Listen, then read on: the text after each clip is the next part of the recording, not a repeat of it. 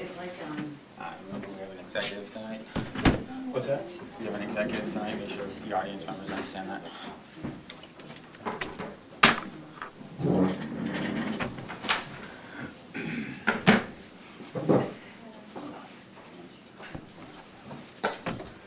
That's 7 o'clock.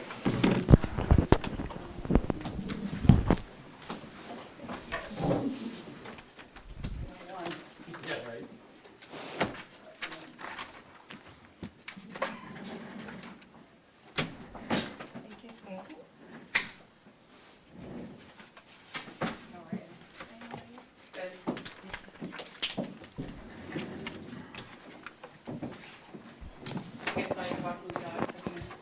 sorry? We were out walking the dog the other day and I drove by and I told her.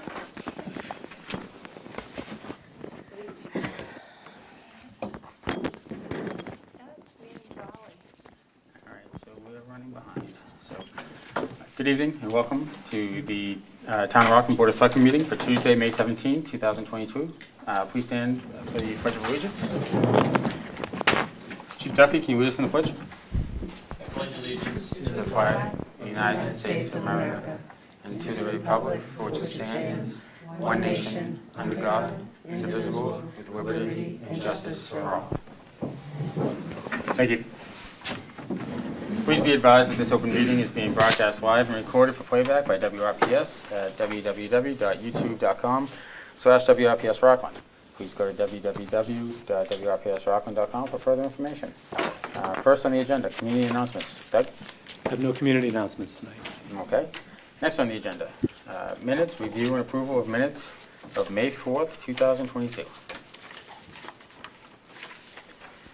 I'll entertain a motion to approve. Motion to approve. Second.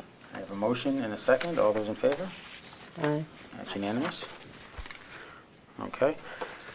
Next on the agenda, new business, farmers market, one-day liquor licenses. Jean Blaney, you want to come up? Thank you. Hi, everyone. Jean? So thanks for having us up here. I say us, Allison was supposed to be with me tonight. Unfortunately, she couldn't come to the meeting, so you got me. She's a little more dynamic, but you know. Who told you that? Yeah. She did. All right.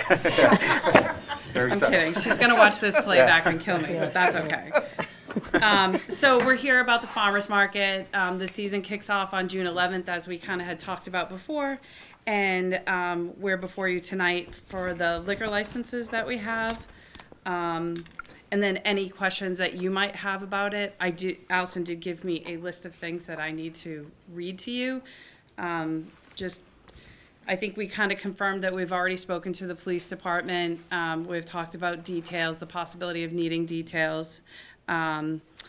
She wanted to make sure that you understood in your packets, I believe that you have the map of the way that it's all going to look. And instead of a beer garden, we're calling it the Hive. There will be some non-alcoholic beverages served in the Hive. So we decided to change the name.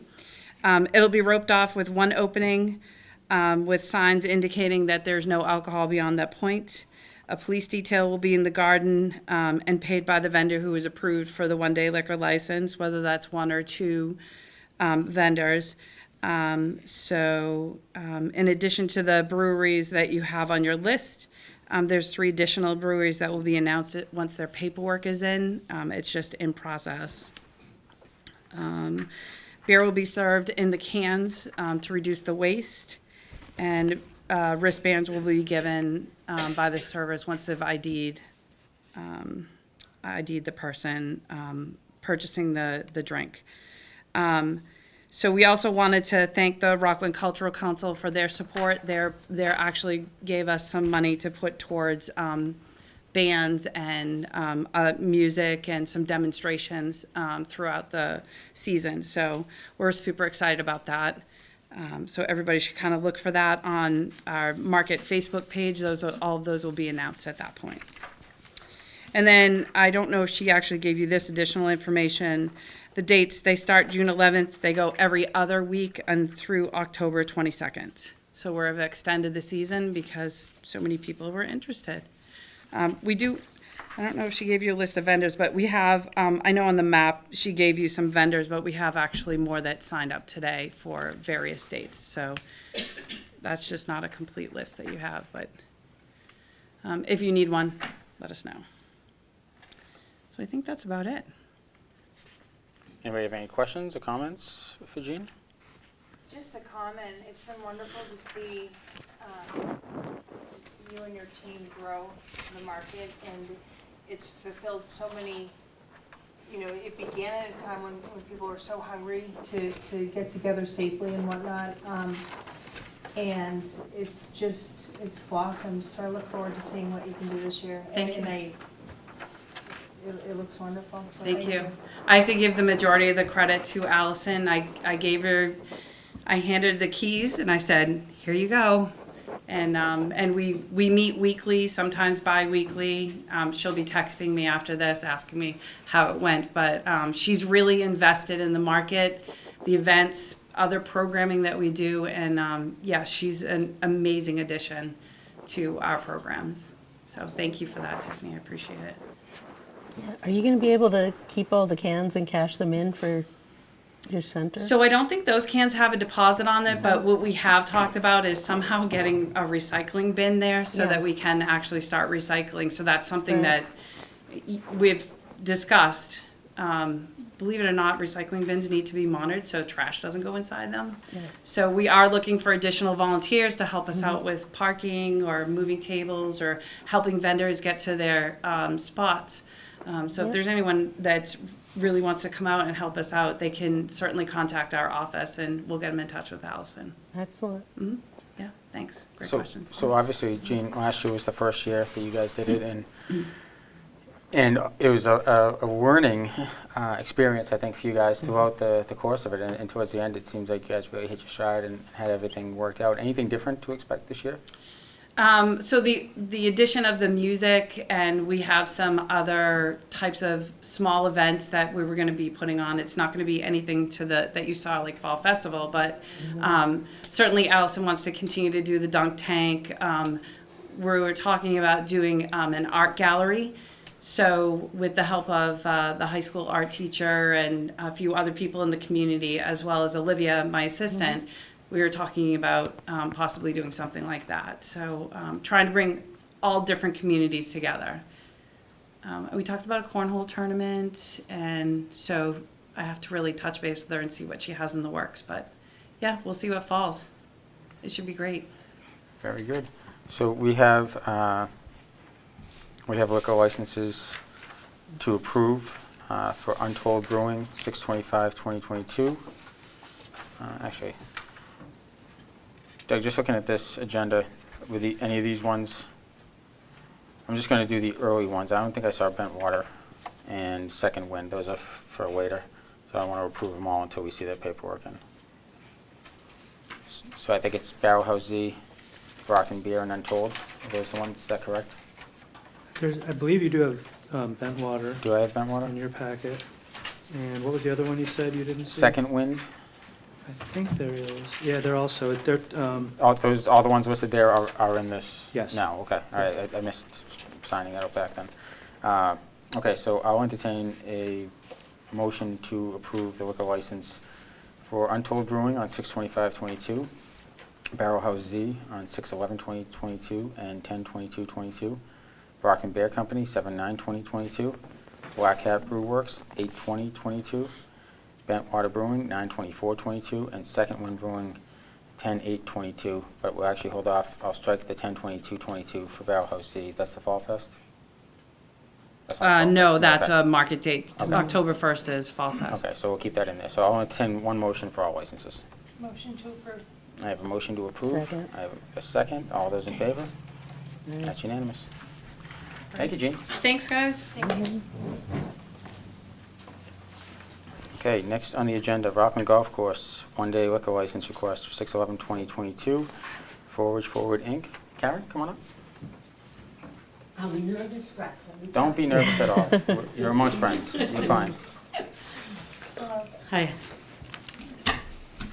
What would you like to know? Just tell us a little bit about the event itself. Well, last year they held it there, and it was a huge success. It was monitored, they have security brought in, they have trash receptacles, they set up the course, they clean up the course. We didn't have any problems with them last year. Do you want to just say what the specific, who they are that you're referring to, just so the public knows? Seltzer Land, they call themselves Seltzer Land. Yep. You know, they bring in all the different brands of seltzers and whatnot for every sampling to taste. What was the turnout last year? I know there was like a limited amount of tickets available, wasn't there? Yes, they so, all I know is they sold out. Yeah.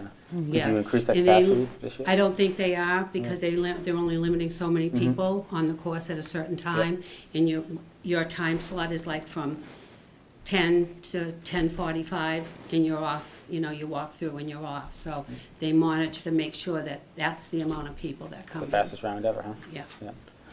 Anybody have any questions, concerns, comments? I don't think so. None? Okay. Is it a fundraiser? Or, No, no, it's just an event, okay. I mean, we make money. Yeah, the golf course run, yeah. So I'll entertain a motion to approve the event. Motion to approve. I got a motion, do I have a second? Yep. Second. I have a motion and a second. All those in favor? It's unanimous. Thank you, Yeah. Karen. All right, Nothing thank to be you. nervous about, see? See? That was easy, right? Thank you. You're very welcome. All right. Next on the agenda, annual appointments. All right, tell you what. I'll take a volunteer to read them all. Anybody want to volunteer? Yeah, I'll volunteer. All right, Lori. Can I was gonna borrow say, yours? 'Cause I left I didn't want to mine put it on in the- Tiffany because I think she read them all last year, so. Yeah. Thank you. Okay. Appointments. Americans with Disabilities Committee, a 3-year term.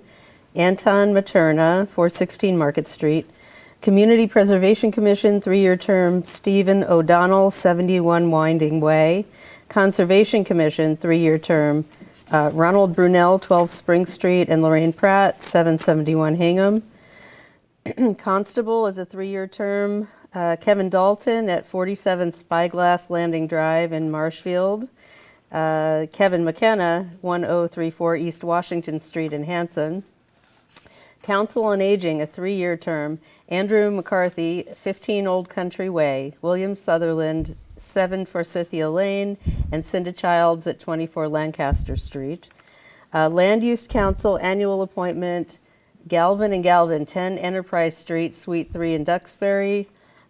Tax Title Council, annual appointment. Attorney Laura Brown, 800 Hingham Street. Town and Labor Council, annual appointment. Clifford and Kenny, LLP, 31 Scoosett Street in Pembroke. John Clifford and Jamie Kenny. Director of Emergency Management, annual appointment. Scott Duffy, 86 Stanton Street. Fence Viewer, annual appointment. Thomas Rubel, 32 Niles Street, Abington. Forest Fire Warden, annual appointment, Scott Duffy at 86 Stanton Street. Memorial Committee, annual appointment, Richard Lauria, Anton Materna, John Melvin, and Jeffrey Najarian. 1 Leah Drive, 416 Market Street, 21 Bradford Street, and 22 Bradford Street. Old Colony Planning Council, Area Agency on Aging, annual appointment. Boy, that's a mouthful. Andrew McCarthy, 15 Old Country Way.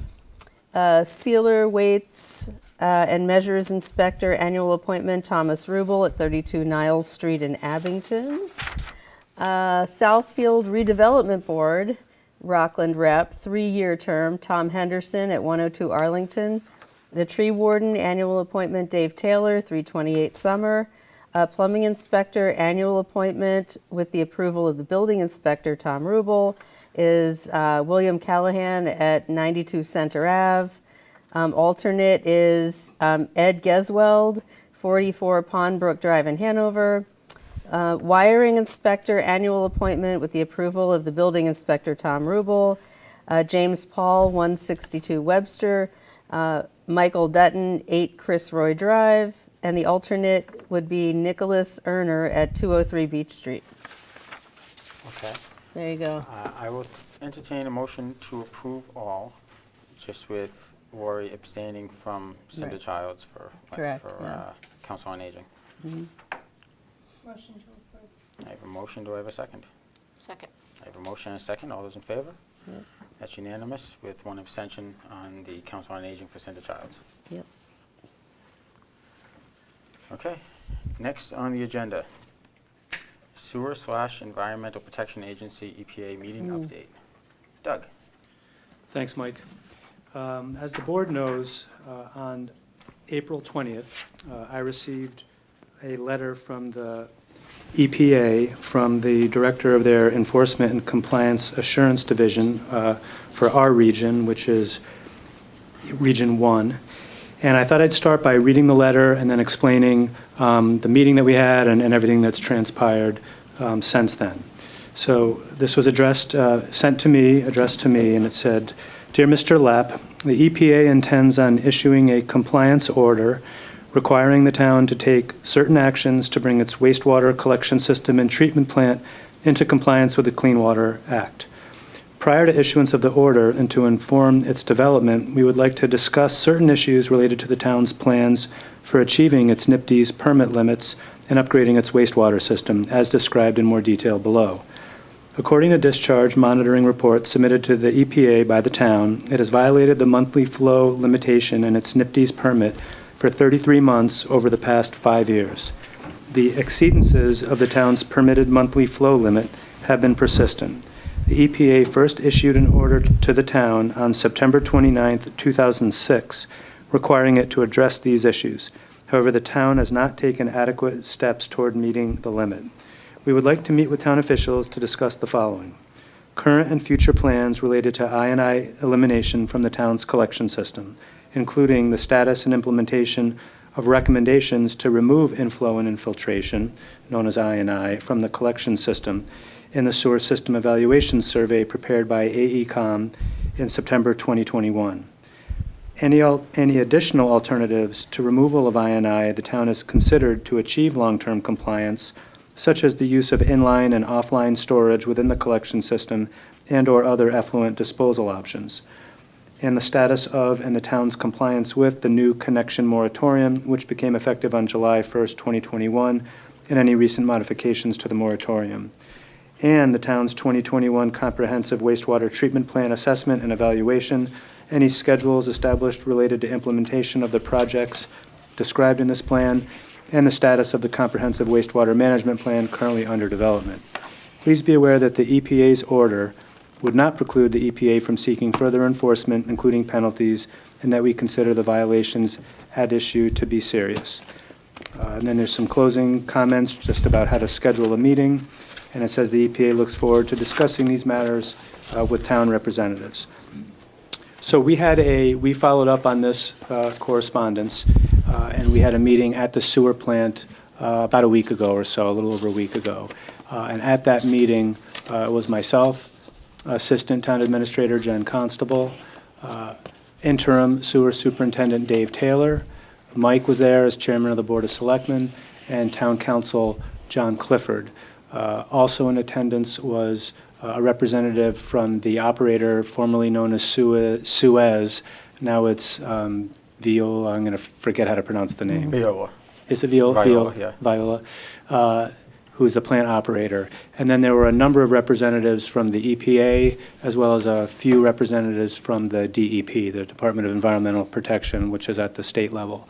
So all in all, I'd say it was a very productive meeting, a very positive meeting. It was intended to hear information from both sides. The EPA wanted to understand exactly what we've been doing, what our plans are, what our approach is going to be, and we needed to hear from them exactly what their concerns were, what their expectations was for us. The way that we started the meeting, Dave Taylor handed out a document that he prepared, which is in your packet, which is titled Rockland Sewer Projects and Studies 2019 to Present. So this just listed all the work, the major work that's been done just in the last couple years since 2019. And it includes 17 separate actions, appropriations for a variety of things, whether it's repairing I&I, funding studies, funding second phases of studies, things like that. I added up real quick on a calculator before I came in here. I think if you include the funding that we've dedicated from ARPA, which I'll talk about later, just on this list alone since 2019, this totals over $2.5 million. So it was helpful, I think, for the EPA to see what we've done there. I should also note both the EPA, but especially the DEP, was very pleased that we voted enterprise funds for the sewer department, and that will actually be very beneficial in helping us get potential future grants from the state, because that's considered the appropriate way to budget and account for these kinds of enterprises. So they made it clear that they want to see more action, and they want to work with the town. And again, I think it was very constructive. They asked a number of questions, which I felt, I neglected to mention before, and I apologize, this is unintentional. The chairman of the Board of the Sewer Commissioners was there as well, Chuck Hession. I inadvertently mentioned that. Chuck was there, and he participated quite a bit.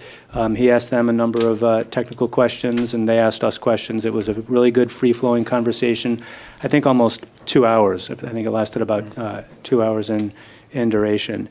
And again, the intent really was for them to get a good understanding of what we've done, what our plan is, so that can help them inform what kind of order, what kind of direction they're going to be giving to us. Now, one thing that I unfortunately feel obligated that I want to highlight is at the initial plan for the meeting was going to be that we were going to do a plant tour at the beginning, followed by the meeting afterwards.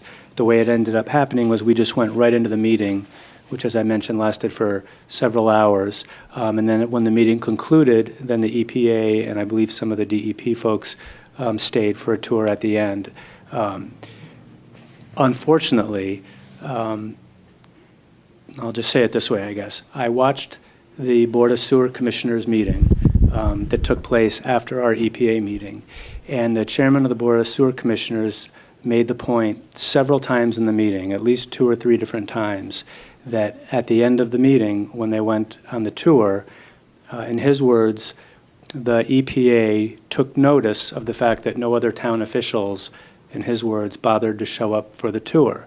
And he repeatedly highlighted that the EPA took notice of this, that it was, I don't want to put words in his mouth, but that it was something that was bad. They, were concerned about it, and he, said it repeatedly. And I was very concerned when I heard this on a public meeting that was televised and broadcast live on YouTube and recorded. So I took the time to reach out to the EPA, and I want to read my questions to them, and I want to read their response as well, because the bottom line is it's just what he said is just not true, and I want to set the record straight.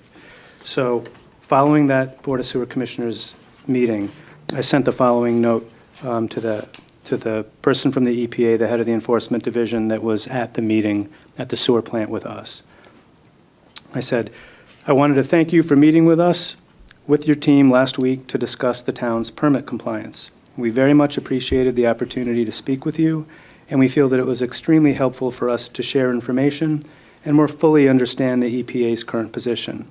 I can assure you that all of us from the town of Rockland take this issue extremely seriously and are committed to getting into full compliance with the Clean Water Act. In addition to expressing our appreciation for meeting with us, I also wanted to mention one other thing. Last night, the town's elected Board of Sewer Commissioners held a televised public meeting where the chairman summarized our meeting with you. He made the point several times on camera to highlight the EPA's displeasure with the fact that no town officials, other than him, attended the plant facility tour at the end of the meeting. It was also stated at the meeting last night that none of us, town officials, have ever toured the plant before. I wanted to explain that we initially thought that a tour might be done at the very beginning of the meeting, followed by a discussion after that. We obviously met at length, then the tour was done at the end. By that time, since the meeting went so long, we all had to head back to Town Hall for previously scheduled union negotiations. I also wanted to highlight that one of the very first things I did when I started working in Rockland back in the summer of 2019 was to schedule a full plant facility tour with then Superintendent John Laughlin. The Assistant Town Administrator, Jen Constable, attended that tour with me. In addition, the chairman of the Board of Selectmen, Mike O'Laughlin, similarly attended a plant facility tour later in 2019. The current interim superintendent, Dave Taylor, has obviously toured the facility numerous times and is intimately familiar with it. I just wanted you to be aware that we do take this issue very seriously and that we've all seen the inner workings of the plant and have attended tours in the past. Most importantly, we honestly did not think that our attendance at the tour at the end of the meeting, after it concluded, was critical to our engagement with you. And as I mentioned above, we had to get back to Town Hall for union negotiations. So I am sorry if there was any miscommunication about that. I hope this information is helpful, and we look forward to our continued dialogue with you and our anticipated receipt of your written follow-up to our meeting. And as always, please do not hesitate to reach out to me directly if you ever have any questions or concerns that I can address. So very quickly after I sent that note, there were telephone conversations between the EPA and town officials. And the bottom line, they said, was what the chairman of the Board of Sewer Commissioners said at the meeting was simply not true. Just, I don't know how else to put it, not true. Then they took the time, which I very much appreciated, to write back to me. They put it in writing. They said, Doug, thank you for the note and for taking the time to meet with us last week. We appreciate the town's commitment to achieving compliance with the Clean Water Act. With regard to the tour, please know that it is our practice to defer to municipal leadership on who represents them at meetings with the EPA. If we had any concerns about the participation of town officials, we would raise those directly with you. Our visit affirmed that you take the issues we discussed regarding treatment plant compliance very seriously. We look forward to continuing to work with the town. Please don't hesitate to reach out to me or my colleague, who's the government relations coordinator, if you have any questions or would like to discuss these issues further. So I don't normally read long emails like this in a public meeting, but I wanted to take the time to set the record straight because I frankly just don't, I don't understand what the motivation is behind some of these comments. We're all on the same team. We're all working for the town of Rockland, for taxpayers, for residents, for businesses. We all want to improve the sewer system, the plant, the collection system. We all have the same objective in the end. But again, it wasn't like a slip of the tongue. This was a statement that was made repeatedly at a meeting that was simply false and was seeking to divide us for some reason and potentially give people the impression that we're not doing our jobs or we're not taking this seriously. And again, it's just not true. And I'll probably just leave it there because I don't want to say more than I should, but I just wanted you all to be aware of that. I know Mike knows because he was there, but I wanted the rest of you to be aware of that, and most importantly for the public to be aware of that, to set the record straight. And so maybe with that, Mike, I don't know, since you were at the meeting and participated as well, I didn't know if you had any additional comments. Yeah, I thought, I was a little bit surprised to hear how the meeting was categorized by the chairman of the sewer commissioners at his meeting. And I have since spoken to him and explained, what my interpretation of the meeting. And I think maybe we just have two different ideologies. I think, Mr. Hessian is admittedly a little bit of a pessimist, and I'm a little bit more of an optimist. And I think the meeting was extremely positive. I think it was necessary. I think I was really blown away with the amount of knowledge that the EPA and DEP had as it pertained to the Rockland plant and how much information they had for as many years. They did acknowledge that none of the people that were in the room at the current time had anything to do with any of the potential or possible or categorized mismanagement, potentially, I guess you could say, of the plant over the years. And they certainly didn't blame us, but I felt like it was a great working group where we all kind of got to sit there and kind of brainstorm as to what the next steps were. And I think coming out of that meeting, I felt really good that we had a clear path forward, that we knew what the EPA wanted. From our position on this board, I emphasized to the EPA that we are not the authority as it pertains to sewer matters, but we're here to help the sewer department and the sewer commissioners with whatever they need, and that we were in the position right now where we're sitting back and we're waiting for the completion of the CWMP and find out what the scope is and what possible extra capacity or what different methods we can take to increase capacity, whether that's regionalization, which was suggested by the EPA, whether we work with developers in order to increase capacity and work on our I&I and increase our, right now, for every, it's 11 to 1 gallons for I&I versus developer pays, versus with the town, and possibly increasing that to 15 to 1. And I also stressed that we wanted to wait for the results of the rate review study that was going on, and that we weren't ready to sound the alarm and get residents in a fury until we had actually factual information and a plan together to go forward and get there specifically to ask the residents at that point and know what the number is potentially, or if we even need to. If the rate review study generates results that can be funded over 20 years as opposed to any kind of a debt exclusion, then that's great, because I think as of last year, I think everybody seems to be under the impression that we're just going to go out and ask for a $60 million debt exclusion, which isn't the case, I don't think.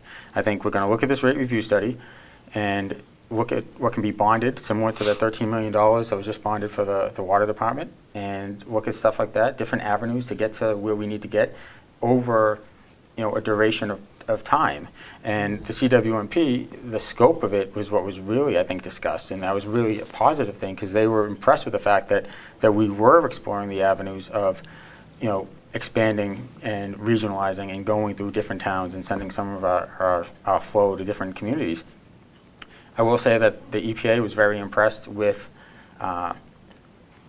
everything really about the plant, with the exception of the flow, right? I mean, with the flow as it pertains to the NIPDES permit. And they understand, they gave us a couple of different options, things to look at. And look, I'm not a sewer commissioner, right? None of us are. I've learned more about sewer in the last 5 years than I thought I'd ever know. And it's funny, like, I ran for the Board of Selectmen, not the sewer commissioners, and I know a ton about sewer now. And it's not our call to make. We're there 100% to support the commissioners. It was disappointing with the way the walk was categorized, because I think initially we were going to walk in the very beginning, and then we were going to come back and we were going to discuss the things that we talked about throughout the course of the walk, and kind of just in summary. But we had a great back and forth, open dialogue where people were just brainstorming and spitting out ideas and giving reasons why something couldn't happen. And I think they got a really good insight as to what's happened in Rockland over the last 20 years or so, and they understood that the people in the room were the people that were there to, we were the solution to the problem. We weren't the problem, and they felt that they were pretty confident having spoken to us. And they even said, when I don't know what's going to come out of it. I don't know if there will be fines. I assume possibly based on the fact that we've been over our flow for 15 years or so, but if that's the case, then that's the case. We deal with it, we move on, and we get better tomorrow. And that's where I think you come from. You can't just dwell on the past. Mistakes were made, and we just go forward and we try to fix it going forward. Continue the conversation. But I thought it was great how the EPA categorized it when we would talk about that stuff. They were offering solutions, and they were saying, they don't know what they're going to do, but they know that they're going to be paying attention to us. They're going to come down. They're going to come down to the plant and see what's going on.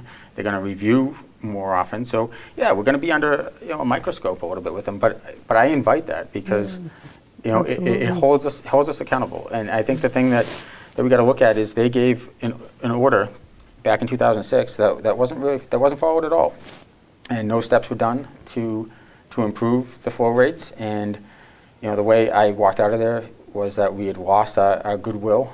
Any kind of good faith gesture from the EPA and any kind of latitude is gone, but I still felt as though we're moving forward as partners with the EPA and the DEP, and that it's not, I don't think the sky is falling. I think we've got a path forward to get this thing fixed. And once we get the results of the CWMP and the rate review study, we'll have a better understanding. We'll present that to EPA again. We'll show them what we have, what our plan is, and they'll either support that plan, give us different ideas. Actually, I think there was some contact information that was shared with, if you talk to this person, they might be able to help you out.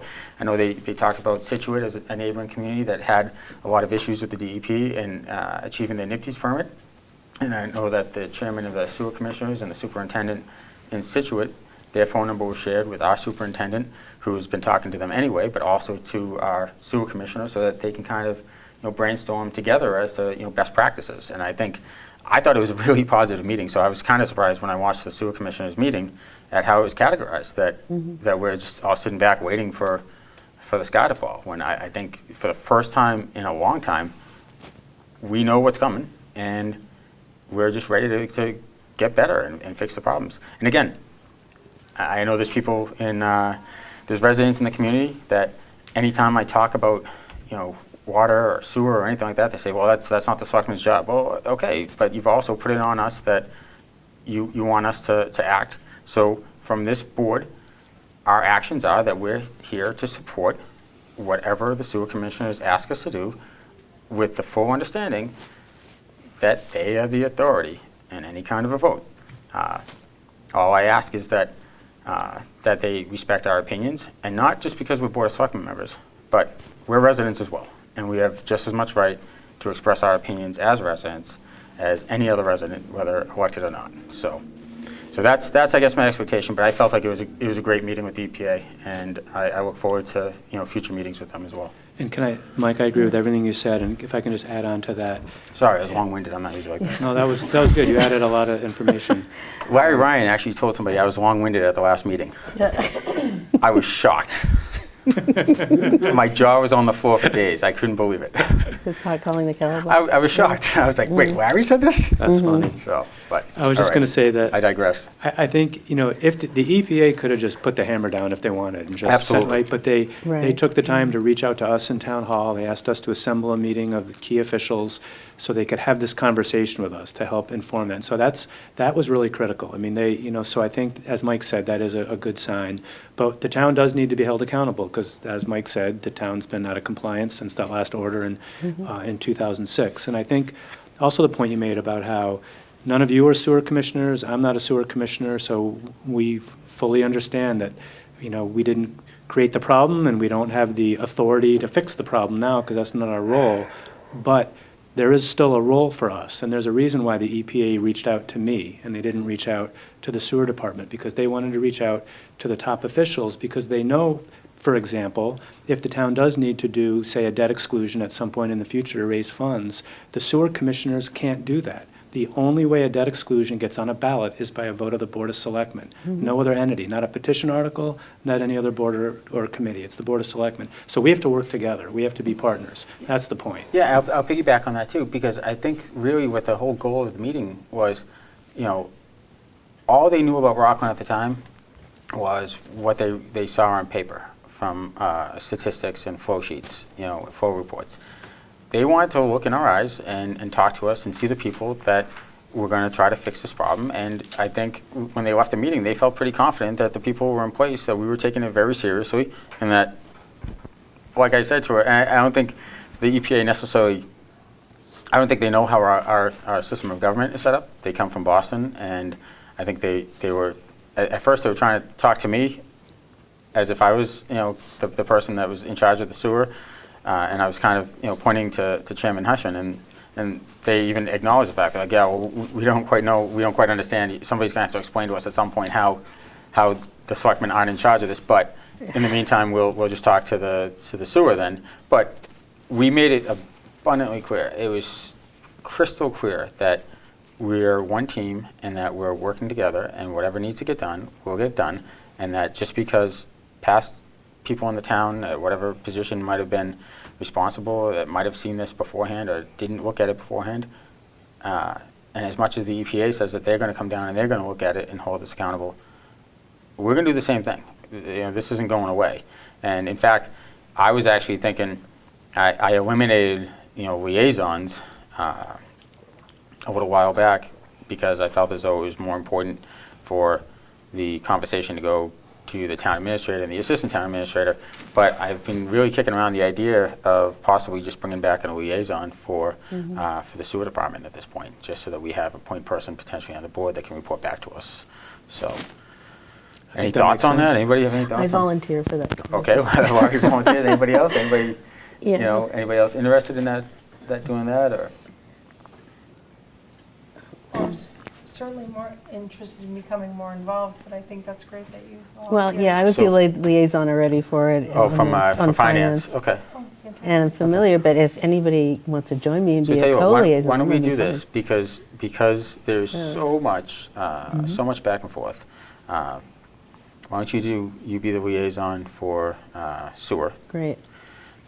Donna? Yes. Maybe water department? Sure. Feel comfortable with that? Sure. I mean, I think that's one of those hot button issues that keeps coming up. Yep. And not that the water department isn't doing anything right. I mean, the water department's doing, I think, a great job with all that they've had to deal with, especially when a lot of it has to, is somewhat, bureaucratic that's come up. But I think just having somebody that's, can speak to the water department, and then kind of report back to the board if there's any pertinent information. If you have a meeting, you just turn and just shoot a quick email. Obviously, none of us respond because it's open meeting law, but just say, this is what's going on. I had this conversation, so that we're all kind of abreast of what's going on, so that we don't find out about it for the first time on Facebook. And then Tiffany, what do you think? You think Board of Health? Sure. Because I know the health department is always something that comes up. So if maybe you want to be kind of the olive branch and have the conversations with them and just kind of see what they need from us going forward. Sounds like the plan. All right. Yeah. And I'll talk to Kara and see what she wants to do after. But Well, I also want to mention something about sewer. I don't think it's fair that, for years it was mismanaged and the rates were not increased properly, and now, residents might have to all of a sudden have this whopping sewer bill. So I would love to have either no debt exclusion or very little debt exclusion. I think my that's it's my goal. our goal It's here. the Yeah. goal. Yeah. And also, I watched a sewer commission meeting the day after on YouTube, because when it was happening, I was meeting with some state officials on a fundraiser to put a bug in their ear. And I think the more we're the squeaky wheel with the state, they'll listen to us and be more amenable to getting us funds and maybe trickling down through the feds with infrastructure money.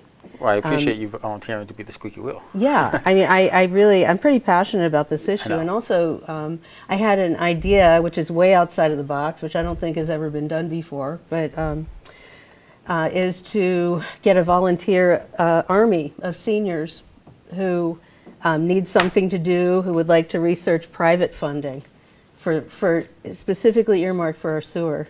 And I'd have to figure out how to develop that, whether it has to be a 5013C or how to develop this. But I was thinking, in exchange for their volunteerism on this issue, they can get a break on their property taxes.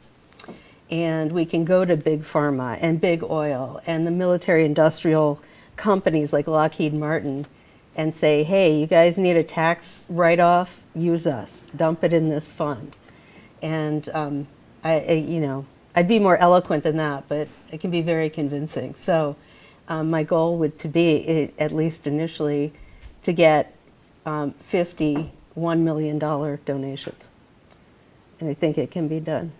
And that would definitely, in an interest-bearing account, earmarked for sewer, possibly sewer and water. So. I think when you mentioned that to me, a few weeks back, Yeah. I think I said to you, if you feel passionate about it and you think you can get it done, then by Good. all means, you're welcome to give it every shot you can, and Okay. talk to the people at town hall. I know you had sent an email to Doug at one point, and Right. and he talked to the assessors department, and just Yep. try to figure out Yeah, if thank you it for that can be done, information. and what steps you got to take to go forward. I mean, Yep. I love your confidence. Yeah. That's a huge goal, but if you're willing to tackle that, I mean, that's fantastic. I mean, what's the worst that can happen? We can just. They say no, and that's it. That's it. But, why not try? And, Turn over every stone, absolutely. Yeah. So. And I just want to make something clear. I think one of the reasons why we eliminated the liaisons before was, like I said before, I wanted to make sure that people, we had a new town administrator in place and an assistant town administrator in place, and I wanted to make sure the department heads and boards and committees knew that they could go to those people and that they should be the liaisons. They should be the ones disseminating the information. But I think that there was also a lot of back and forth, pushback among members of the board in the past, where if say you're the sewer person and all of a sudden Tiffany has a conversation with the sewer people and then you get upset. So yeah. that's obviously one of those things that every one of us is 1,000,000% welcome to have a conversation with anybody that we Absolutely. have a conversation with, and nobody should take it personally. Right. It is what it is, and if you're the liaison, then that's kind of the point person that will report back to the board. But each one of us are elected to find the answers for the residents Right. of the town, and we're all welcome to do whatever we can to find those answers. I'm into as very little drama as possible, Totally agree. honestly. I've been on some boards with some drama, and I love to hear it. So, anybody else? Yeah. Anybody else? Donna, Tiffany? Any questions, concerns, comments about the meeting with the EPA and the categorization from the sewer commissioners? It's just a waiting game at this point. We just wait for the So, next steps from the yeah, EPA, and then. I'm just glad everybody sat at the table and, threw around ideas. Well, it was and good to look kind at, of look been them in the waiting. eye across the room, and Right. now they don't seem like this, the almighty Oz behind the curtain. The EPA is Yeah. coming down. They came down, and they were all very real people. They spoke very frankly, and they were willing to listen. And I felt as though, as we left that meeting, we did all right by ourselves. I thought it was a pretty good meeting, and they felt as though we took the issue seriously, and that we would work to address it, and that we would be compliant, as we could. And they also mentioned, we brought up development, about the possibility of adding some development as capacity was opened up. Hit the initial 40,000 gallons of I&I, get that opened up, get that taken out of it, create that capacity. But then, we talked about net zero. We talked about adding, as long as you're opening up less than what you're not going higher than where you're at right now. Right, yeah. As long as you're not adding, or taking away capacity. So if you add 5,000 gallons a day, then that 5,000 is opened up by the I&I work by that developer. So it's, you can do development, and that was something that I think was a little vague with the way that they said it, because they wanted to encourage everybody to really go at creating as much capacity, but they did come out and say they had an understanding that you do need development in order to pay for some of that work that needs to be done. So, I thought it was a great meeting. I was really happy that they gave us the opportunity to present to them and meet with them, as opposed to just, like you said, they could have just slapped us from Boston and said, fix it. So. Yeah, and it was also different pieces of the puzzle, meeting and discussing things openly. It was the town administrator, you, and the sewer commission, and Dave, and Yep. Chuck, and everybody, which I've been hoping this would happen for a while now, so that's great that it did. It sounds very Yeah. positive. Yeah. That's how I felt anyway. So, Doug? And I also appreciate the clarification too. Sure, no problem. Yeah, and as Lori said, really at this point now, we're going to wait and see what the written findings are from the EPA, what direction and milestones they give us, and then we'll act on that. Yeah, and like I said, they're not out to get us, they're out to work with us. And that's what I got from that meeting more than anything, so. And with that, if anybody doesn't have anything else on that topic, we'll move on. Seeing none. All right, other new business not reasonably anticipated. I have none. None. Okay, old business. American Rescue Plan Act, APA update. So I'm going to switch seats and put on the computer because I'd like to show a couple things to the public. Sounds good.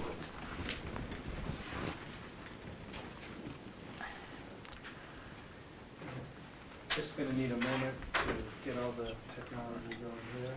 Your microphone on?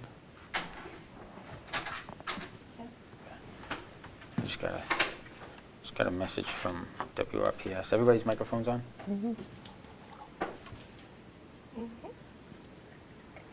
Okay. Yeah, Kara's is on too. All right. So I don't know what Chris Benika's talking about, but all the microphones are on right now, so. I don't know.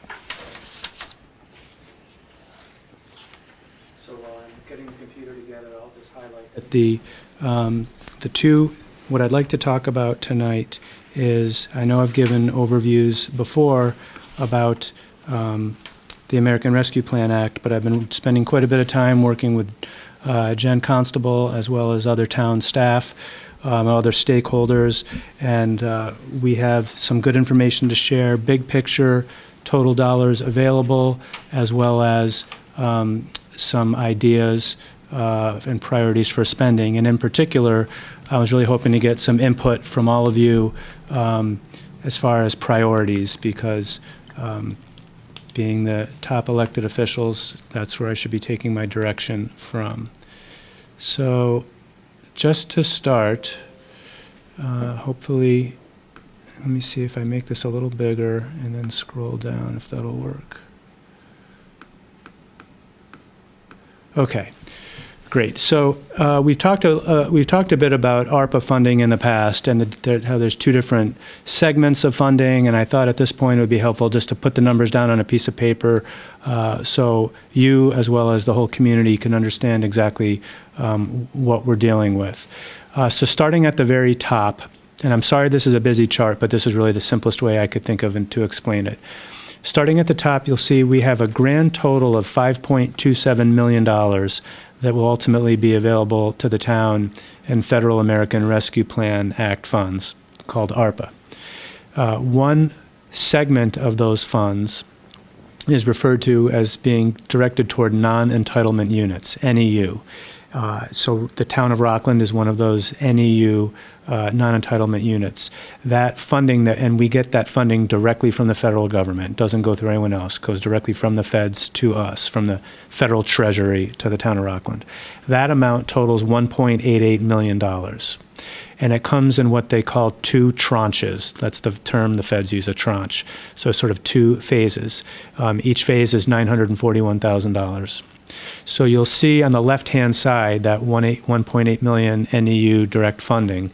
The first whole long list of lost revenue categories, that's what we did last year. Last spring was when we received our first tranche of $941,000.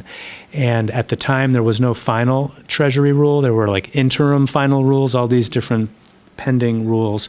And those rules at the time required that if a town wanted to get credit for lost revenue due to COVID, you had to calculate that revenue loss in a very complicated formula, which the prior town accountant, Elizabeth Zaleski, did. So she calculated all of our revenue losses per the federal formula, and they vastly exceeded the 1.88 million. So what we did was we just put them all down on a list, and then we just proportionally, pro rata, allocated them up to the 941,000. So you'll see the list. Most of it went toward the schools. You'll see the school daycare revolving was the largest, but you'll see all the various revolving funds that, I mean, it's kind of clear, you know, during COVID, everything was shut down. People weren't sending their kids to daycare, and they weren't collecting transportation fees, et cetera. So we calculated that. And then the delta, the remainder, went to an account for the general fund. So you'll see it says remaining uncommitted general fund revenue replacement. That was essentially just the difference. So that was just available to be used at some later point for any particular purpose. You'll see one additional item that was recently funded through that general fund remaining amount, which says school computers purchase. So that was an item that I talked about that the schools had a request. Initially, it was going to be a town meeting request funded from free cash. And then we realized this was actually ARPA eligible because it was really all related to COVID. So we did fund that out of our revenue replacement from the general fund. So you can see that amount that we allocated for lost revenue plus the school purchase plus the remaining amount unspent, which was $315, that all totals $941. There'll be an additional $941,000. The second half of that NEU funding is going to come later this spring, possibly as soon as next month, potentially could be even June. So that totals the 1.8 million. So you'll see we have 315,000 still available in the general fund from what we didn't spend from the first tranche, plus 941,000 in the second tranche. That's 1.2 million. So that's available. Now we go over to the right-hand side of the chart. This is the funding that's flowing through Plymouth County. So the county applied for funding on behalf of all the communities, and they are the gatekeeper, and I've given a presentation on this before.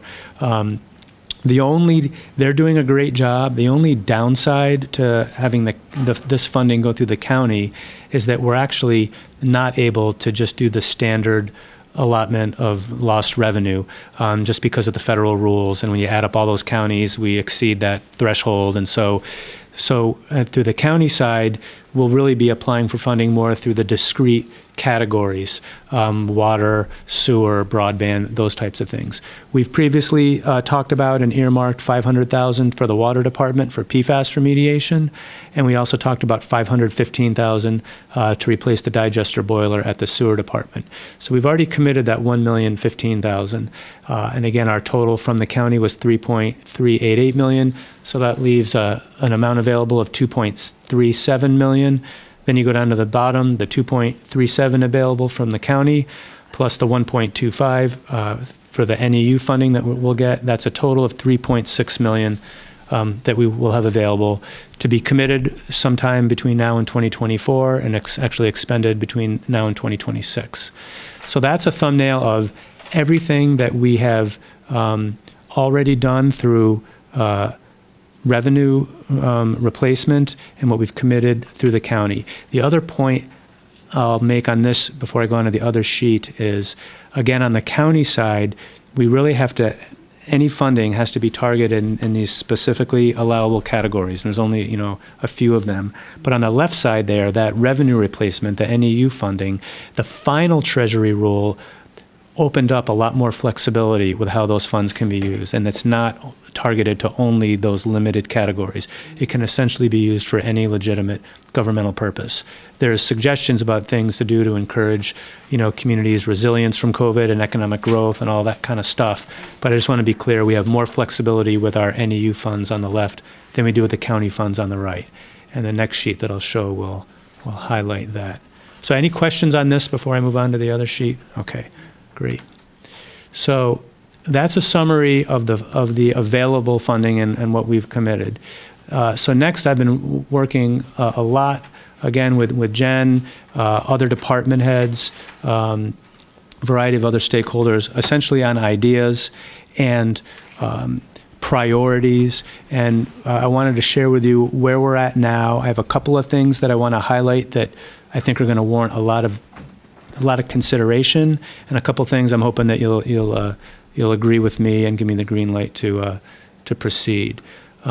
So I'm going to go through these items. You'll see on the right here, I list NEU and county. Again, NEU, that was the funding on the left we get directly. County is the money going through Plymouth County. So I just put a check mark next to a few indicating where the funding would come from. So on the top, there's the ARJWW, that's the Abington Rockland Joint Waterworks. They had a technology issue that could have been, should have been funded through CARES Act, but we used up all our CARES Act funding and it expired. And they had we had all intended on this actually being approved through CARES Act. And so similar to the school technology item that I previously mentioned, this is something that really just needs to be done for security at the waterworks. And that's a relatively small amount given the numbers we're talking about. I've already mentioned the PFAS remediation, which the board's already committed to. That's why I've got that check coming out of the county. And the sewer digester boiler also coming out of the county. So those three things are pretty clear. Now this next one, sewer inflow and infiltration remediation, I just put this on here as a placeholder, as a follow-up to the meeting at the EPA that we just talked about. I'm not sure, what their orders are going to be, but if they have a very aggressive timeline for a very substantial amount of I&I that the sewer department just doesn't have any other way to fund, this might be a great way for us to get a good jump start on it. So this is just a placeholder. I'm not looking for any real approval of this tonight because it really depends on what the EPA says and what the biggest bang for the buck is. But I think we should, in my opinion, plan on plugging some additional amount toward the sewer department. Well, we can't say what we just said about supporting them and then not, trying to put that money there. Exactly. And, we're fortunate because if we do get this, a directive for a significant amount, I don't know what the alternative would be. So we're fortunate that we have this funding available and it's allowed to be used for this purpose.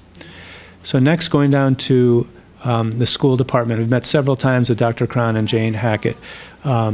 I mentioned the school technology already, and that's done. We've already paid that invoice.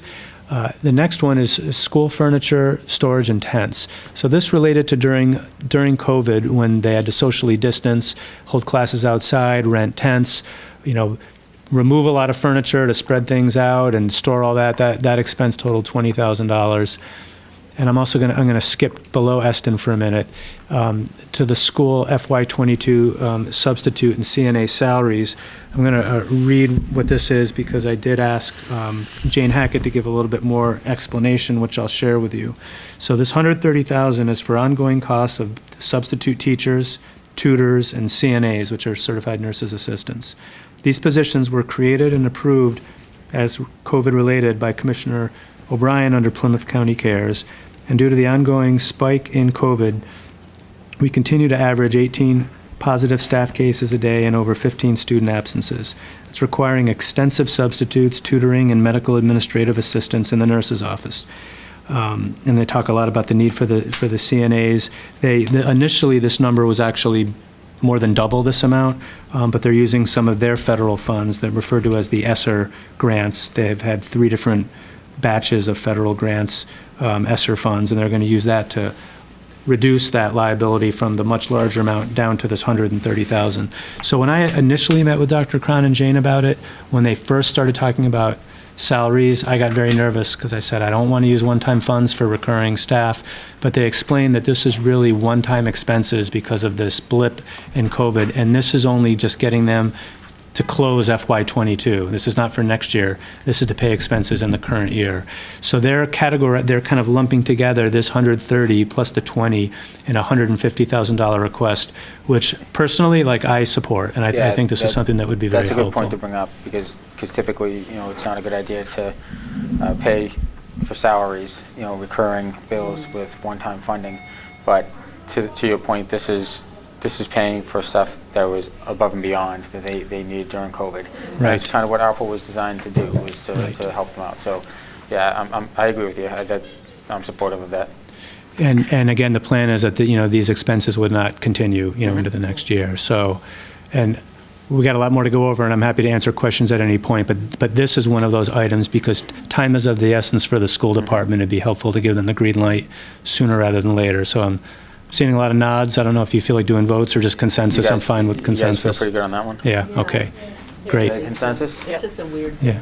Yeah, it's a one-off. It's Yep. something that obviously nobody could have foreseen at the time that they Right. did their budget, 3 years ago, Right. 2 years ago for 22. So. Right, and it was interesting too when we talked about it. It explained, when we have a customer here, who gets sick with COVID, they stay home or they go to the hospital, and it doesn't affect us here. But when they have their customers who are their students, it affects their whole operation vastly differently than it affects ours. Staff members. Staff members and the rest. So it's different for them. Yeah, I think you and Alan and Jane and Jen have done a great job of mending,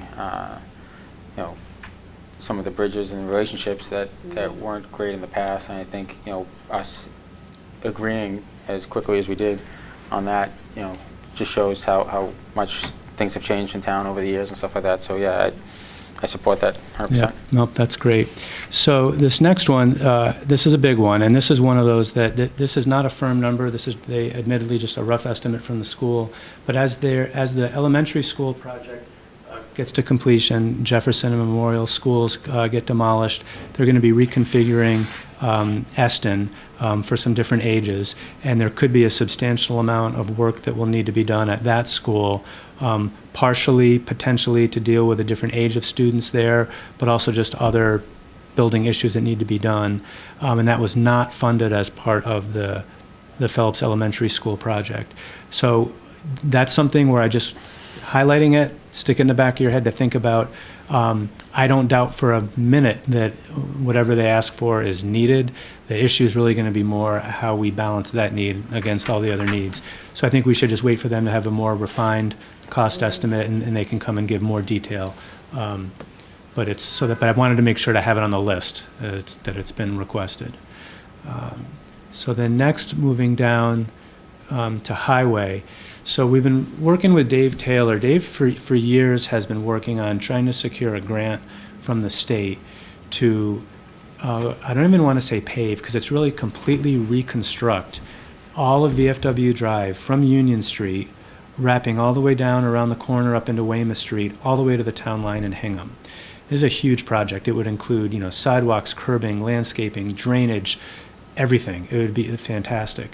So he's done so much work that we look like we have a very good shot at getting potentially $13-14 million grant from the state for all that work.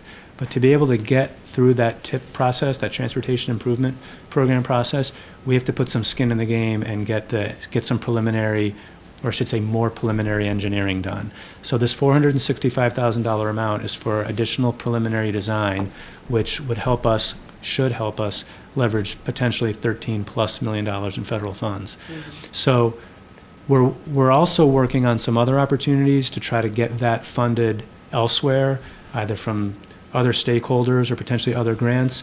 But this is one where I would seek some consensus to allow this from ARPA if needed, again, so we don't lose the opportunity for some larger grant opportunities. So I think this is similar to McCarthy Farm, where we had to put some money up front in order to get the grants at the end. So so I don't know. I'm seeing a couple heads nodding. If you guys want to just give a consensus on that one, or should we just wait till the end? What do you think? No, I'm good going along. Okay. That's I'm good helpful. with it. Yep. And I can't thank Dave Taylor enough for the amount of work that he's been doing on this particular project, because it's literally been years in the making, and it'll probably be realistically a couple of years until it's done, but it's a big project. And this, again, like we talked about before, with that $500,000 for I&I for the sewer department, I'm not really quite sure what we do right now faced with this $465,000 expense if we can't get it funded by others. So this is a great opportunity. The next couple items are things which are desperately needed, but I'm not sure about how to prioritize them. So the first one is a police station parking lot, and needs to be completely redone. So that's pretty self-explanatory. We just replaced the roof at the police station, but that's like the pitched roof, the asphalt shingles. In the back, there's a flat roof, and that's where all the mechanical equipment sits. And all that mechanical equipment, the HVAC system and the flat roof, is in need of complete replacement. So that's a large ticket item as well. Town hall generator has been something we've been talking about here for years. We have a portable generator, as I think most of you know. It's down in the garage.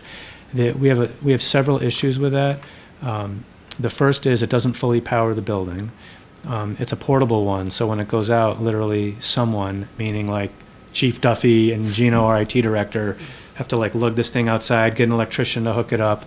And the biggest danger with all this is, as we've upgraded our systems, especially our phone systems, when we lose power, the fire department loses their whole phone system, because that routes through here. And it's just unacceptable, not to mention our emergency management system, et cetera. Now, related to that also, in the last couple of years, we've done really good work with a cooperative effort with all the department heads here, and especially the building inspector, Tom Rubel, where we've cleaned up the garage.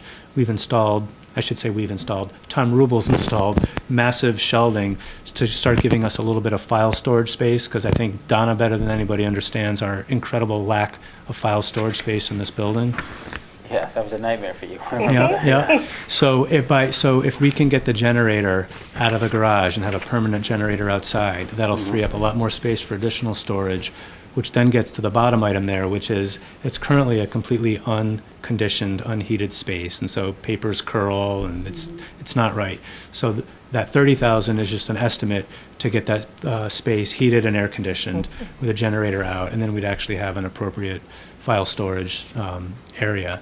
So that's all critical. Again, it's going to be balancing these needs against all the others. So before we go on from what he's got titled as capital, anybody have any concerns about any items up there? Or, I think obviously I think it's something that's got to be made clear that ARPA is specifically earmarked for certain criteria, and everything that you have up there fits that criteria. And these aren't needs that are just being made up. They've been needs that have been put to the back burner for a long time. That's right.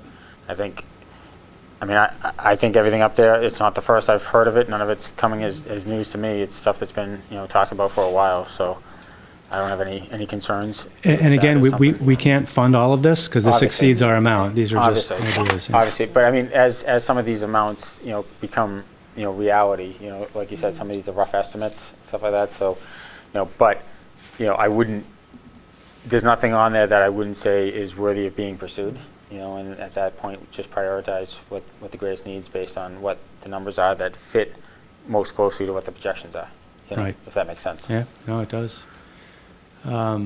So continue. Anyway, you guys Oh, sorry. agree? You guys agree with that? Or Absolutely. I don't want to speak for I had a everybody. question. What's up with the police station parking lot?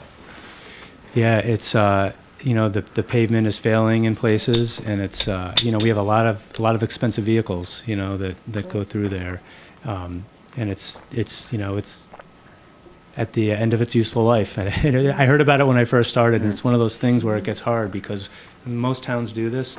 You kind of neglect public facilities in lieu of public roads. So it's we have limited amount of funding in the highway department, and so we make the best decisions we can. But at some point, if we don't do it this way, it's going to have to get funded through capital. But when you look at those items, right, 500, 630,000, that could eat up a huge portion of our free cash in a normal free cash year. So, yeah, Okay. yeah, it's just it's heavily used. So going on to community and economic development. So this is an interesting one. So as the board knows, Jean Blaney's been working with Jen Constable and others on a master use plan for Hartsuff Park, and it's a fantastic document. I think you've all seen it.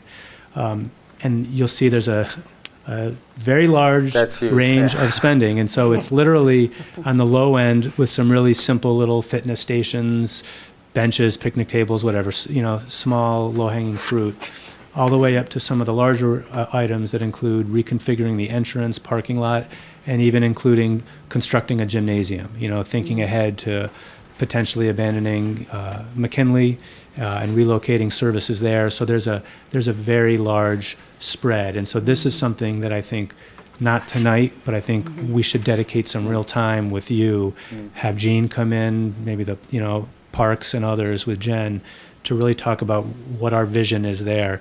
And this in particular, as I've been on webinars about ARPA, both state and nationally, they use this type of thing as an example of this once in a kind of lifetime opportunity of federal funding. The word they use is to be impactful, to be impactful in your community, because this impacts everyone. And long-standing. And Right. I think we should have Jean in again to maybe present to the new members of the board and stuff like that. But I think after the presentation, we should schedule to maybe go down there and kind of walk through it, just so we have a practical application of what we were presented, so we know exactly where this is going to go. That's a good and idea. Where this is going to go, and Yep. kind of experience the vision. I guess. Yeah, absolutely. And I think I would really urge us to do something. I just, I don't have the magic answer tonight. I don't know if we're going to be closer to 11,000 or closer to, in the millions. But this, I do think targeting some funds toward Hartsuff will be a really smart idea. In a similar vein, I've heard from a number of folks. It was interesting, even Rich Penny, because I still engage with Rich a lot on the school building project. He's the chairman of that committee, about the bicentennial track, as well as the parks department, as well as the school department. That was actually on the schools list. I'm categorizing it as community and economic development, but it was also on the schools list as well, because they would love to see that facility upgraded so that it could be MIA compliant or MIAA compliant to actually hold track They haven't had meets. a track meet in 20 years though. Right. It's been forever. It's in tough shape. And even just for residents, I mean, it's a beat up track, and I think more residents would be able to get out and enjoy it more. Absolutely. If upgrades were So made.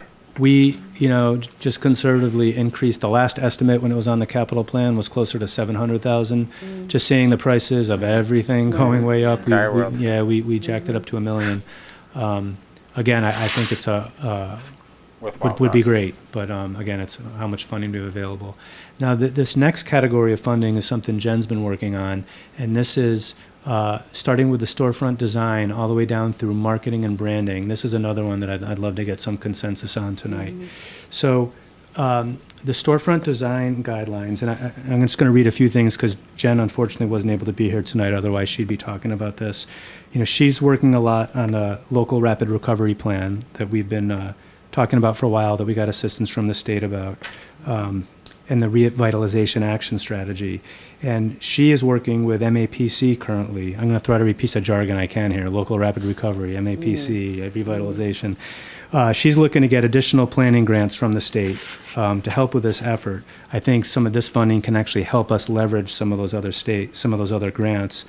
And the intent of this is to really help revitalize Union Street as a catalyst for investment in this whole area and new businesses. So storefront design guidelines, it's kind of self-explanatory. If you think about our Union Street, people often talked about improving it, sprucing it up or whatever. What the best way to do it is to have the town adopt formal guidelines, design guidelines that'll, it's self-explanatory, explain sort of what should be done. And that leads in, so that would be all the work associated with outreach, development of those guidelines. The facade renovations would actually be a potential grant program where we would help small businesses fund making some of those improvements per the design guidelines. And again, these are types of things that, like, when you read the federal guidance, ARPA funds, it's like made for these type of things. You know, communities suffered economically because of COVID, and this helps them recover. Signage and wayfinding. I know you've had or at least Mike and Tiffany did. I think Laura and Donna was before you were on the board. We had presentations from the first phase where we had a great consultant work with a good community group that Jen assembled to do all the design work. So we have, logos and designs and templates and the preliminary locations for where a lot of these signage and wayfinding things could go. So this would really take it to the next level, and really help, as the way she put it, help us further brand Rockland. The marketing would help us attract future residents, support businesses, highlight local attractions such as Hearts of Park, arts and culture, schools, Union Street, Essential, etc. So that's really kind of what the sign finding and that marketing and branding would do. And that also goes hand in hand with the public art projects, which would be beautification projects that would also help attract visitors to Union Street. An example she gave would be utility box paintings, murals, things like that. So part of why we're so excited about this is, again, in the big scheme of things of several $1 million, this is relatively small, would get a big bang for the buck, would help our local businesses, help leverage other funds. It's kind of a no-brainer. Jen also thought, I hadn't put it on the list yet, potentially another set aside of maybe, say, $50,000 that would just help us with some administrative support, implementing that local rapid recovery plan, and helping Reimagine Rockland support all these initiatives over the next few years. So maybe tuck that in the back of your head.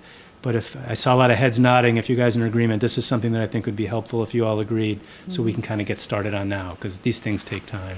Yeah. Makes sense? Yeah. Then the next one I have listed on there is Reed's Pond Park improvements. So as the board knows, we got authorization at town meeting a couple years ago to buy a long sliver of land along Reed's Pond from the cemetery. We have not closed on that property yet. That we've not been able to get it done because the cemetery doesn't have all their paperwork in order with the Attorney General's office. So they don't really have the clear title to be able to. So we're working with attorneys. We're actually helping them fund their attorney to get their whole organization in compliance with the AG's office, so we can close on that deal and acquire the land. We'll get it done. It's just taking longer. Once we do, the next step is obviously to improve that area and restore it to what it once was. I saw that beautiful old stone fountain, and there's some great vision Parks and other folks have of, a docking area for canoes and A boathouse, boathouse paddle and boats, everything all like that. kinds It'd of be stuff great. like that. It'd be So great. this is an estimate from Dave Taylor to help actually make those improvements, which I think would be wonderful. And then moving down, there's really only one other item, which again, this was actually suggested by Dave Taylor, but also strongly recommended by the health agent, Delshawn Flip, the brush pile at the recycling center. Unfortunately, because of years and years and years of, I'll just be blunt, residents disposing of items that they shouldn't dispose of in the brush pile, it is unusable. And it's really a safety hazard there. I know there have been fires there before, but there's literally trash, appliances, you name it, and it's unmanageable. So to get an infusion of funds so that we could hire a contractor to completely go through it, screen all the trash out, dispose of everything properly, rescreen it, and then turn it. It's an expensive number. It's $90,000 because of the amount of labor and heavy equipment that's involved. But that would really kind of reset it to have a proper brush pile, which then the Board of Health could have monitored properly so that we don't get in this kind of problem again. So, that's something, possibly could be funded, through free cash at a future town meeting, but it's, I reached out to all department heads and other stakeholders give us ideas about appropriate things that we don't have funds that really need to be done, and that was certainly at the top of both Dave and Delshawn's lists. And then at the bottom, I just put in TBD, just a placeholder. We might want to think about some kind of small set aside. As we're looking at COVID cases spiking now, a lot of people are getting sick with COVID. Maybe we should set a piece aside for another year or so, just in case we need to cover some other direct COVID-related expenses. Doug, what's the total value of all the projects on screen? I honestly, it's a lot more than the 3 million available, and obviously. Well, obviously the one right there. Yeah, because this one here, it depends on how you want to add it up. It's it's probably 5 or 6 million at least. Okay. But I think again, my main points tonight were to kind of show you everything we've been thinking about, how we've grouped it, get some consensus on those school items, the school furniture and the substitute salaries, the highway department preliminary design for VFW Drive to Weymouth Street, and then the community and economic development, those smaller but higher impact ones. That really gets us going on a good start. And then just for you guys, really, this is my big ask, is really just start thinking about the track, Hartsif Park, and Eston School, because those are the 3 big ones that's going to drive really the rest of our funding. And obviously, see if we need this 500 for sewer. Maybe we need less. Maybe we need more. Who knows? There's a couple of things in the air. So that's why I'm not asking you to vote on everything tonight, because there's a lot of uncertainty, and a couple of those items are so big, it's going to take a lot of thought. Anybody have any thoughts, questions, comments? Yeah, I wanted to mention something about the community and economic development. A lot of communities like Plymouth has those lobsters that are all over town, and those are sponsored by companies, and they pay the town in order to have a presence. So that could also be a way to make a few bucks. Sure. Like have bulldogs all over town, and have fourth floor artists or students or whatever paint them up. I'm sure Sullivan Tire might be into something like that. Yeah, we've gone a couple of different directions. At one point, I know the veterans, back when Vinnie Fontaine was here, he was working on getting the banners with the pictures of all the veterans in town, and hang those on all the posts. But the cost of that wound up being, pretty expensive. Plus, it also became one of those things where some of the willingness and then of some of the families of those veterans that, or the availability, and if you miss one here, and what's the timeline for that. So that became a little bit of pushback. I thought that would have been a great thing. I know the Allied Veterans Council has been talking about it recently, about possibly bringing that back, but I think that'd be a great thing. I agree. We looked at the signage. I don't know if you guys had the opportunity to see the signage wayfinding presentation that we had, and there were some really good things out there. We are fortunate to be in a community that does have some really good community partnerships with the business community. If you look at Rockland, I think there were six top dog sponsors for this year, which is a donation of over $5,000. So that's $30,000 between 6 businesses. So that's pretty impressive, and it's not one of those things where you're prying the money from them. You ask the question and they're willing to jump in. I think it's just a matter of asking the question more often, and who you talk to, I guess. But I think we've talked about the signage and wayfinding and what we can do. We should have design guidelines. That's something that most communities that have a center that's consistent and ties in. It has a similar look to it. And one of the things that's always been funny is it looks at times like things are just added in here and there, and there's no like consistency, like different buildings and stuff like that. So if there was some consistency, then I mean that'd be great. If it's something that you can help the businesses to achieve, then that's even better, But also, there's a lot of work that's already gone into it. Absolutely. We have a good base and good ideas, but the result from this brings a heightened and a sense of cohesion for downtown, and that will help us, but it will also, it's a little bit of money, but it's very uplifting, just not only in aesthetically, but just overall sense of, how you feel about your downtown. And I think that's a really great way to give it a little bit of an uplift. And then the public art, we are known, and we have our fourth floor artists, and we have some treasures in Rockland. Yeah. And people, many people know about it, but at the same time, to be able to heighten that and bring that up a notch so that it really becomes part of our personality, I think will be great. And we've been talking about that for a while too. We had potential for a mural a few years back that was going to go on the side of a building, and that kind of fell along the wayside with COVID occurring and stuff like that. But I mean, we should celebrate the people and the culture within the community. And I mean, Tiffany, to your point, right? I mean, it makes you feel better about it, but it also draws people to it because they say, what's going on there, right? So it'll increase commerce. It'll increase people coming to the center of town and make it somewhat of a destination.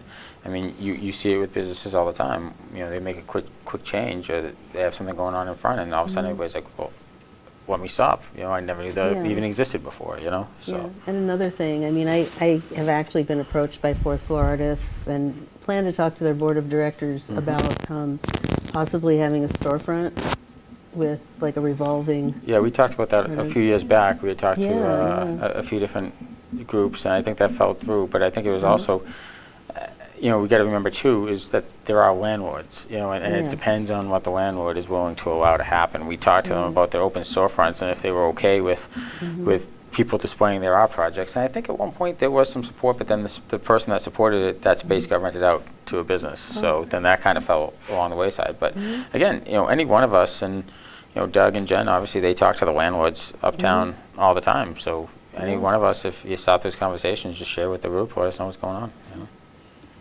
But really, I think part of what's exciting about this is the availability of these funds. If you look at all the different categories, our sewer infrastructure, right? Absolutely. Our water infrastructure, our roads, signage and wayfinding, design guidelines, like all these things are all like connecting to help the economy and to help the community grow, and that's and thrive. And so there's some cohesion here. Yeah, every single thing on that list directly benefits the residents the park of town. projects, Everything directly benefits the residents of town, which is great.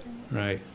Okay. And like I said, before with the school, I mean, we had a lot of conversations with the school department, and we had some hard conversations during COVID. And as good of a job as you, Jen, and Biz did in achieving our goals, and all the department heads in the town did getting things done.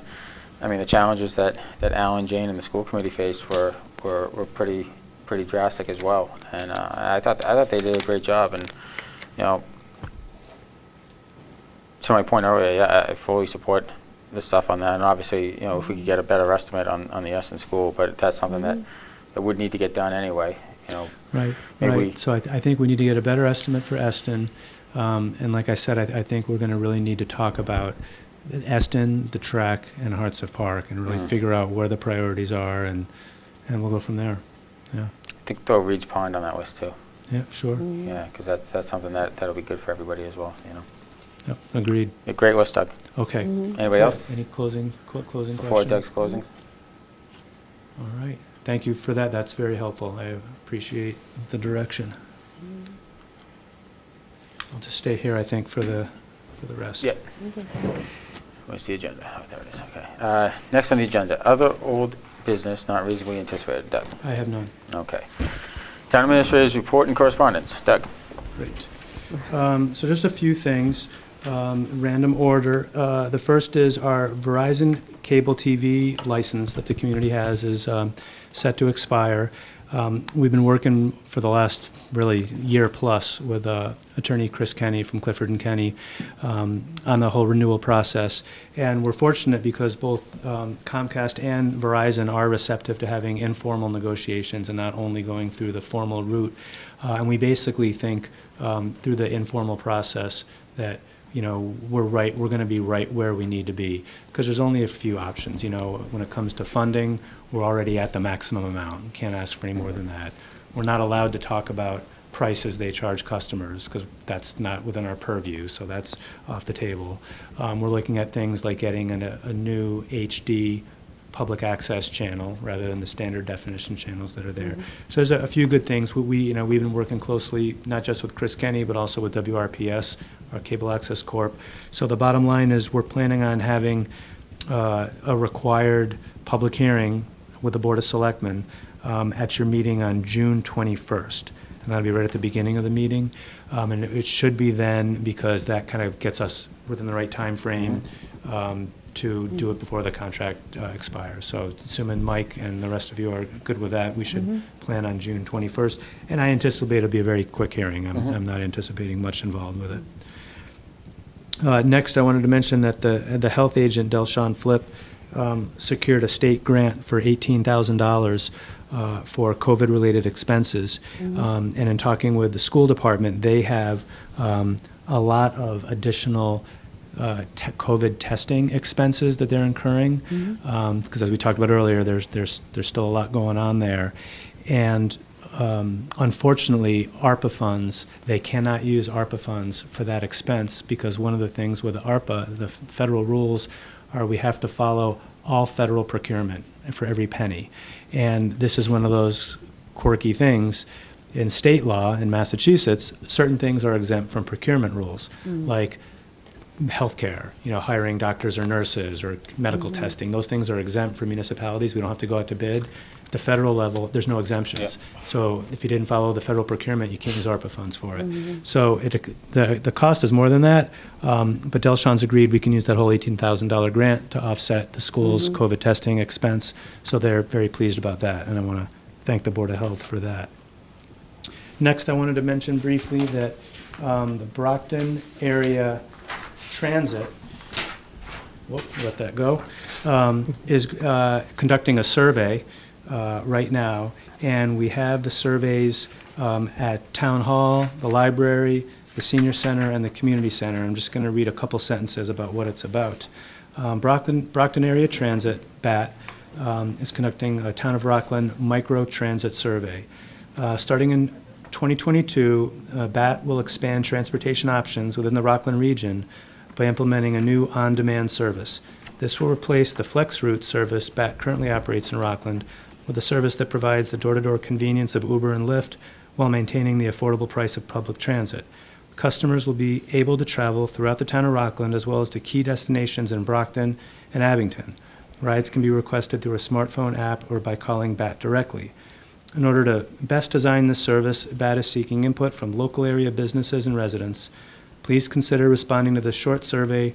For more information, contact info@ridebat.com or call 508-638-5934. And again, these surveys are also available in Town Hall, the library, the Senior Center, and the Community Center. And then lastly, as the board remembers, we've been working with our community development block grant vendor who operates that program, because the town was able to secure a regional CDBG CV, a coronavirus funding that CDBG's administering, and we did it regionally. So we're the lead town, and there's 6 towns in total. And so what's interesting is I was checking in with them about it recently. The total amount that the lead town of Rockland was awarded was $480,000. And interestingly, to date, they've only expended a little over $130,000 of it. And of that amount that they have expended, $130,000, although there's 6 towns eligible, 80% of it has gone to Rockland businesses. So that's good. But there's still about $350,000 available for businesses in Rockland that are eligible due to impacts they've received from COVID. So for any of those that are listening, I would encourage them to call the CDBG office here in Town Hall. That's Christine Sullivan, and her phone number is 781-616-6835. And they'll do their very best working within the federal guidelines to get funding to Rockland businesses that can use it. And that is all I have tonight. Thanks. Thank you, Doug. Selectmen's comments. Comments and opinions expressed by individual members do not necessarily reflect the views of the Board of Selectmen, and are the opinions and comments of only the individual member. Lori? I feel really good about a lot of things we talked about tonight, that we can go forward in a cohesive and positive way. I feel a lot better about where the sewer consensus is going, so, good job.